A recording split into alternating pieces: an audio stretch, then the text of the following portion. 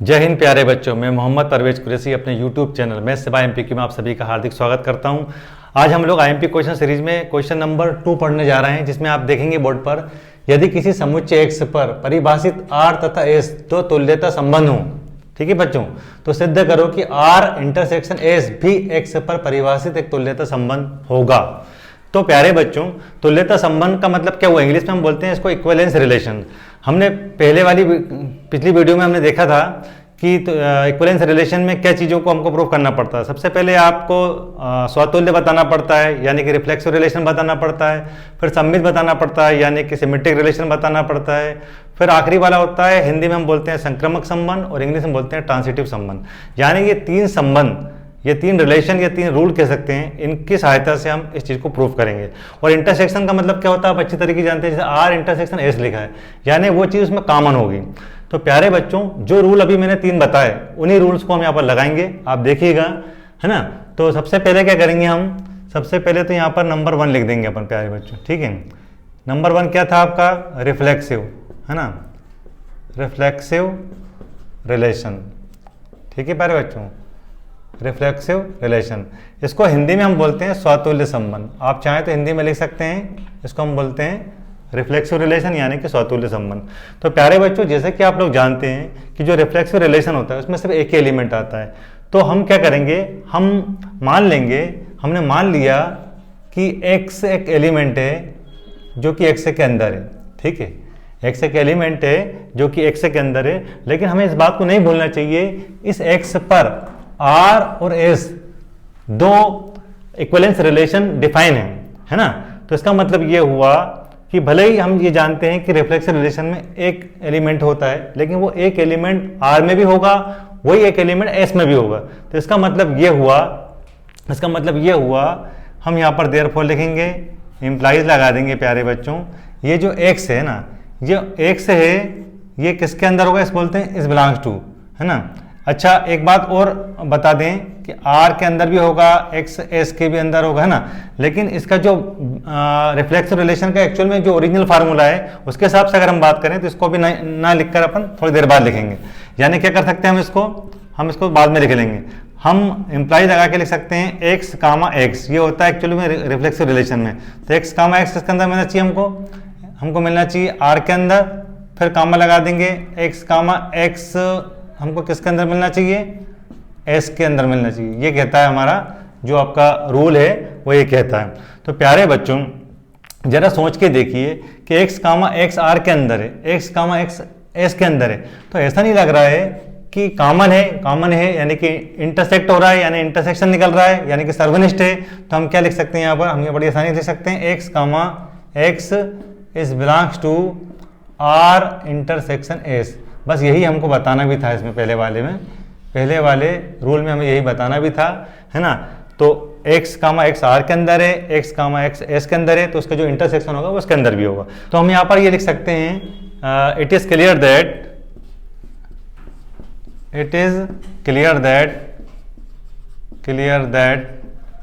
ठीक है प्यारे बच्चों। क्या देखिए आप, R इंटरसेक्शन S है ना, R intersection S is reflexive, है ना, रिलेशन ऑन x। किस पर? इस x पर हमको बताना था। ये बेटा पहला वाला रूल हमारा हो गया। अभी 2 रूल और बचे हैं। अब अच्छी तरीके से जानते हैं कि रिफ्लेक्सिव में सिर्फ एक ही एलिमेंट आता है, इसलिए x आपको एक ही वेरिएबल नजर आ रहा है। अब हम जो दूसरा वाला लेंगे, उसका नाम क्या है? उसका है सिमेट्रिक रिलेशन। उसका नाम क्या है? सिमेट्रिक रिलेशन, ठीक है, सिमेट्रिक रिलेशन।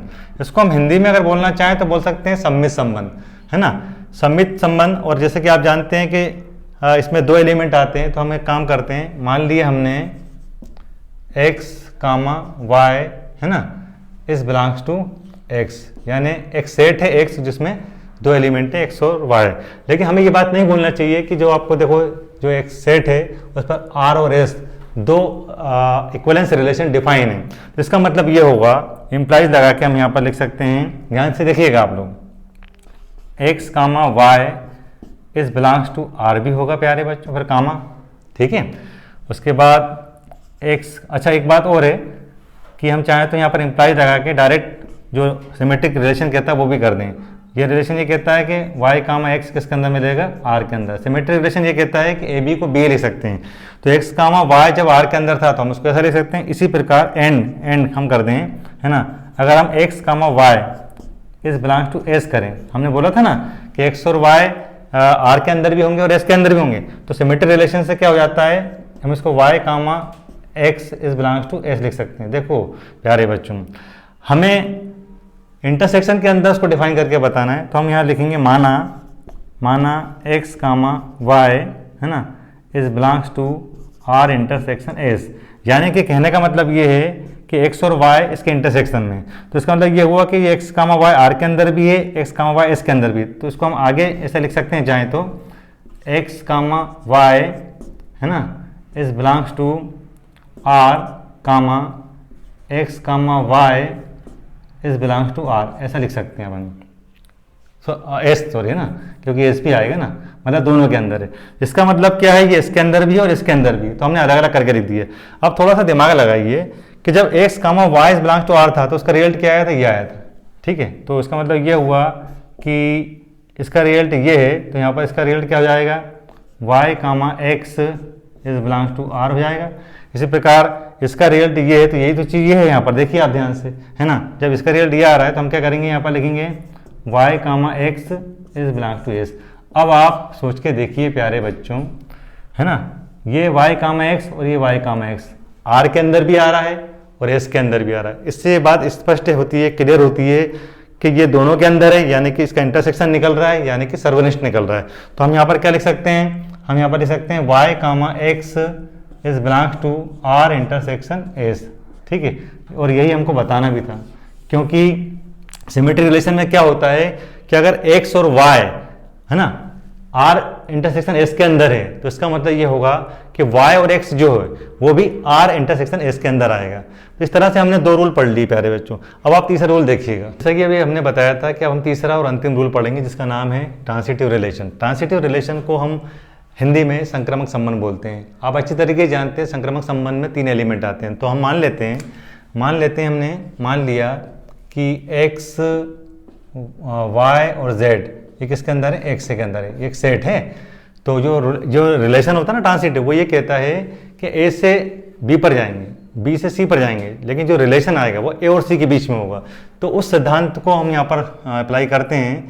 तो इसका मतलब ये होगा प्यारे बच्चों, हमारे पास तो ए बी सी की जगह एक्स वाई जेड है यहाँ पर, तो एक्स कामा वाई आएगा, ठीक है प्यारे बच्चों, फिर कामा वाई कामा जेड आएगा, है ना, और इस बिलोंग्स टू आर आएगा, ठीक है प्यारे बच्चों। तो रूल ये कहता है कि एक्स और जेड के बीच में रिलेशन बनेगा, ये ट्रांसिटिव रिलेशन कहता है। तो प्यारे बच्चों, है ना, ये हो जाएगा एक्स कामा जेड और इस बिलोंग्स टू आर।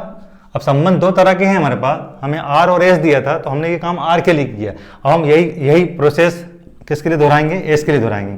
प्यारे बच्चों, एक्स कामा वाई फिर Y comma Z is belong to S कर देंगे। प्यारे बच्चों, ट्रांसिटिव रिलेशन कहता है एक्स और जेड के बीच में रिलेशन बनेगा, यानी यहाँ पर कितना आएगा, एक्स कामा जेड ही आएगा, लेकिन होगा किसके अंदर, एस के अंदर। लेकिन सिंस है ना, चूंकि है ना, ये जो x comma Y Y comma Z है, हमें इसका रिलेशन किसके अंदर बताना है, आर इंटरसेक्शन एस के अंदर बताना है। तो इसका मतलब ये हुआ एक्स कामा वाई हुआ कामा वाई कामा जेड हुआ, ये किसके अंदर होना चाहिए, आर इंटरसेक्शन एस के अंदर बताना है।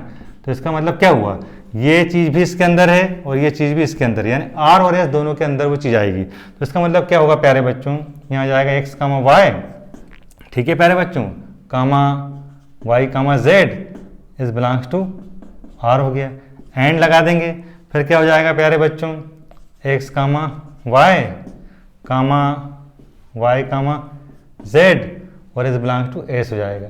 अब प्यारे बच्चों जरा सोच के देखिए, ये जो आप देख पा रहे हैं, ये पूरा चीज़ आप x comma Y Y comma Z यहाँ पर भी आपको नजर आ रहा है ना। तो इसका मतलब क्या हुआ, हम यहाँ पर इम्प्लाई लगा क्या कर सकते हैं, इसका रिजल्ट क्या आता है, ये आता है। तो इसका मतलब क्या हो जाएगा, X comma Z is belongs to R, ठीक है प्यारे बच्चों। इसी प्रकार प्यारे बच्चों आप देख पा रहे होंगे X comma Y y comma Z is belong to S था, तो इसका जो रिजल्ट था वो ये था।